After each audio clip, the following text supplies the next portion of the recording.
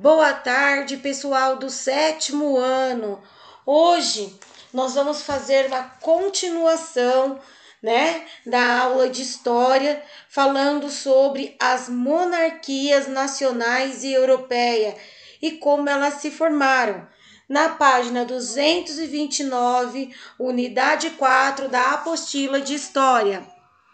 Então, aqui no comecinho, já vem com uma coroa. Essa coroa, ela significa o quê? Quem usa coroa não é o rei? Então, a nossa aula, ela vai estudar sobre como formou os países da Espanha, da Inglaterra, de Portugal e da França. E quais foram os elementos que permitiram essa formação e como esses países influenciaram na geopolítica mundial. Então, como que eles influenciaram? No primeiro momento, tá?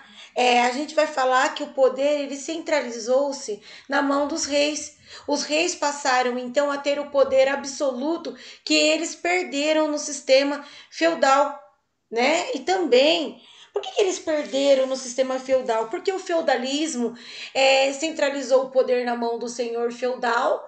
Então não precisava mais do rei, o rei não era mais a figura mais importante da história. Então ele volta a ser essa figura mais importante. Por que que ele volta? Então aqui no segundo parágrafo nós vamos entender por que que ele volta a ter esse poder. Problemas climáticos, a devastação da fome, a excessiva exploração dos senhores feudais sobre os camponeses, o legado das cruzadas que exigiram longas viagens e consequentemente novas interpretações sobre o mundo, além do processo de urbanização influenciado pelo impulso do comércio, colocaram em xeque o sistema feudal. As relações de sucerania e vassalagem entraram num processo de decadência e os feudos estavam vivenciando um longo processo de crise estrutural, além dos diversos conflitos existentes entre os senhores feudais. Ou seja, o senhor feudal não ajudava os camponeses a desenvolver, não incentivava o crescimento desses camponeses, eles não saíam daquela mesma situação e essa desmotivação fez com que eles se revoltassem contra os senhores feudais e não quisessem mais desenvolver os feudos. Com isso, trouxe o quê? Uma fome, uma miséria incessante, tanto para o senhor feudal quanto para os camponeses. E o cenário de instabilidade que exigia uma arbitrariedade trouxe então ali várias consequências que permitiram então o crescimento o crescimento dos reis novamente, dos senhores, do absolutismo. Aqueles senhores feudais não são mais detentores do poder que eles tinham.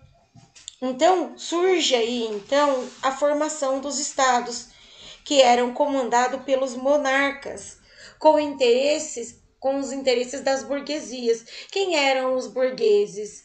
Aquela classe que foram se formando com as rotas comerciais, os comerciantes. São essas classes comerciantes que formam uma burguesia que vão financiar então aí esses reis. Vão favorecer, vão trabalhar junto com o interesse desses reis, fazendo com que eles cresçam no período. Quais são os estados que vão se formar? Aí nós vamos virar a apostila na página 230 e vamos falar da primeira monarquia, do primeiro estado monárquico que forma. Então nós temos a primeira monarquia, que é a monarquia inglesa, tá? Que em 1066 a Inglaterra foi invadida por grupos da Normândia, liderada por Guilherme, o Conquistador.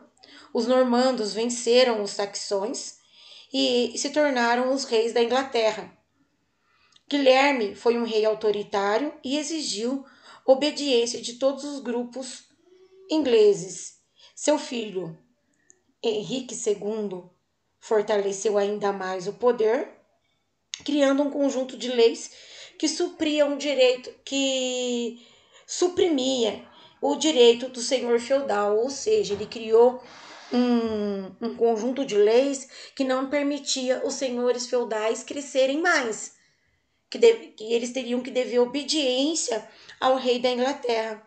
Então, a insatisfação dos nobres e burgueses com as medidas autoritárias resultaram numa ação de um conjunto de lei do rei João sem Terra, em 1199 a 1216, por meio do uso da força, e em 1215 foi promulgada a Carta Magna, que limitava os poderes dos reis, do rei, e atendia aos interesses dos grupos sociais, os ricos. Quem são esses ricos, gente? Nada mais, nada menos que a burguesia, tá? Então a burguesia ela vem com todo o poder a partir de então. Então era início, dá-se o início então de um sucesso político do parlamento inglês, que passou a ter esse nome apenas no século XIII. Na ocasião, houve a divisão de duas camadas dos nobres. Primeira camada de nobres eram os nobres e o clérigo, que eram chamados de lords no período, tá? Então essa é a primeira camada. Que eles falavam, se vocês verem nos filmes, eles falam milord, milord daqui, milord de lá, que são quem esses milords? Os nobres burgueses e os clérigos. Em segundo momento, a camada dos comuns. Quem eram esses comuns? Burgueses e cavaleiros. Ah, mas esses burgueses não eram os mesmos? Não. Esses burgueses não eram nobres. Esses burgueses eram os comerciantes.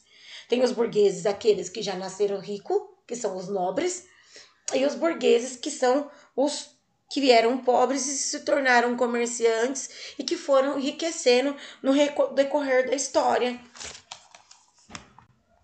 Certo? Aí surge então um outro estado, a monarquia francesa.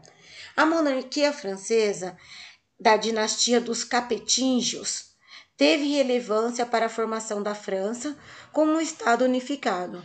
O processo iniciou no século X, quando a burguesia se aproximou dos reis, a fim de garantir a proteção diante do senhor feudal e maior segurança nas estradas para a realização do comércio. Seus pedidos foram atendidos. Então, a França ela já é um pouquinho diferente da Inglaterra, tá? Ela pede, ali a gente fala de uma burguesia que vai pedir força para o monarca francês, e ele vai encontrar força ali, que é uma proteção para desenvolvimento do comércio, e é assim que vai acontecer. Então, eles têm o seu pedido atendido, e aí nós vamos falar de uma França que vai deslanchar aí na história. E no século seguinte, conforme o sistema feudal passava por um processo de desestruturação pelos mesmos problemas que eu falei da Inglaterra, por causa da fome, da queda do feudalismo, das doenças como a peste negra que nós vimos na aula anterior, e entre outros fatores que vai fortalecer também a França. O papel do monarca ganha força como símbolo de unificação e estabilidade na França. Felipe II foi um dos mais notáveis nesse processo. Ele convidou burgueses para trabalharem em seu governo, estruturou de forma significativa o Estado, que incluía a cobrança de impostos, fiscalização e garantia de melhoria do comércio.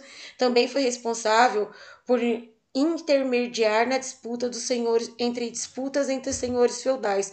Olha a diferença da Inglaterra para a França.